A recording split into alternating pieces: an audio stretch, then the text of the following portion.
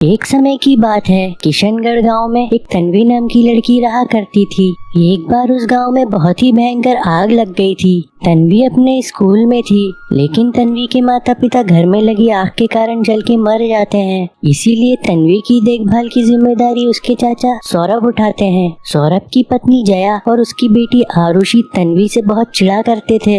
जया हमेशा उससे घर का काम कराया करती थी और उससे नौकरों जैसा बर्ताव किया करती थी। एक दिन जब तन्वी सुबह सुबह कॉलेज जाती है, तभी जया उससे कहती है, ए लड़की, ये सुबह सुबह बन ठन कर कहाँ जा रही है? चाची जी, वो आज कॉलेज में एग्जाम फॉर्म भरने का लास्ट डे है, तो मैं आज कॉलेज जा रही हूँ। कॉलेज जाएगी और ये घर का काम तेरा बाप करेगा? यहाँ मेरी बेटी सुबह से भूखी बैठी है, इसके लिए नाश्ता कौन बनाएगा? और फिर आरुषि भी तन्वी को बातें सुनाती है। तू कॉलेज जाकर क्या करेगी? तू कौन सी नौकरी करने वाली है? अगर इस घर में रहना है तो पढ़ाई छोड़नी होगी। लेकिन आरुषि, मेरे कॉलेज का लास्ट ईयर चल रहा है, अगर मैंने एग्जाम फॉर्म नहीं भरा तो मेरी पढ़ाई अधूरी रह जाएगी। लड़की, सुना नहीं मेरी बेटी ने अभी तुझसे क्या कहा? पढ़ाई करने की अब तुझे कोई जरूरत नहीं है, चुपचाप जाकर घर का काम कर। बेचारी तन्वी दुखी होकर घर का काम करने में लग जाती है। तभी आरुषि की सहेली संजना उससे मिलने उसके घर आती है। अरे संजना, कितने दिनों बाद आई हो, और बता कैसी है? मैं बिल्कुल ठीक हूँ, अगले हफ्ते मेरी शादी है, उसी का इन्विटेशन देने आई हूँ।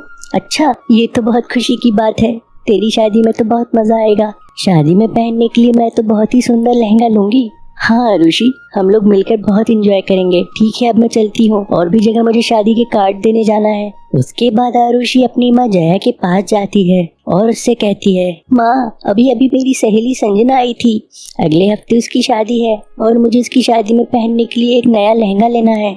अच्छा, संजना की शादी है? फिर तो मैं मेरी बेटी को बहुत ही सुंदर लहंगा दिलवाऊंगी, ताकि शादी में मेरी बेटी ही सबसे सुंदर लगे। चल, अब हम लोग मार्केट चलते हैं और लहंगा लेकर आते हैं।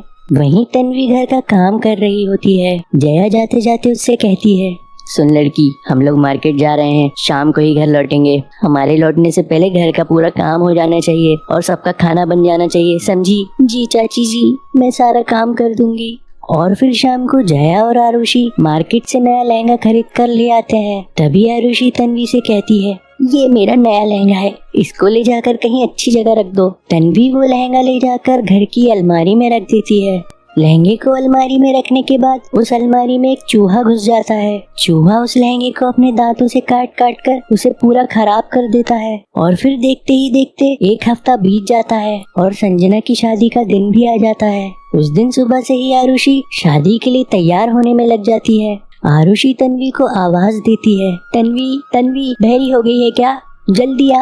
आरुषि की आवाज सुनकर तन्वी भागते भागते उसके कमरे में जाती है। कहाँ मर गई थी? तुझे पता नहीं, मुझे आज संजना की शादी में जाना है, मैंने तुझे लहंगा रखने के लिए दिया था, उसे जल्दी लेकर आ। तन्वी लहंगा लेने के लिए अलमारी के पास जाती है और जैसे ही वो अलमारी खोलती है, उसे वो लहंगा फटा हुआ मिलता है। तन्वी ये देखकर बहुत डर जाती है। हे भगवान, ये लहंगा फट कैसे गया? अब आरुषि दीदी मुझे मार डालेंगी, अब मैं क्या करूं? तभी आरुषि भी वहाँ आ जाती है। तुझसे मैंने लहंगा लाने के लिए कब से बोला है, और तू यहाँ पुतले की तरह क्या खड़ी है? और फिर आरुषि की नजर अपने लहंगे पर पड़ती है। लहंगे को फटा हुआ देख आरुषि तन्वी पर जोर जोर से चिल्लाने लगती है।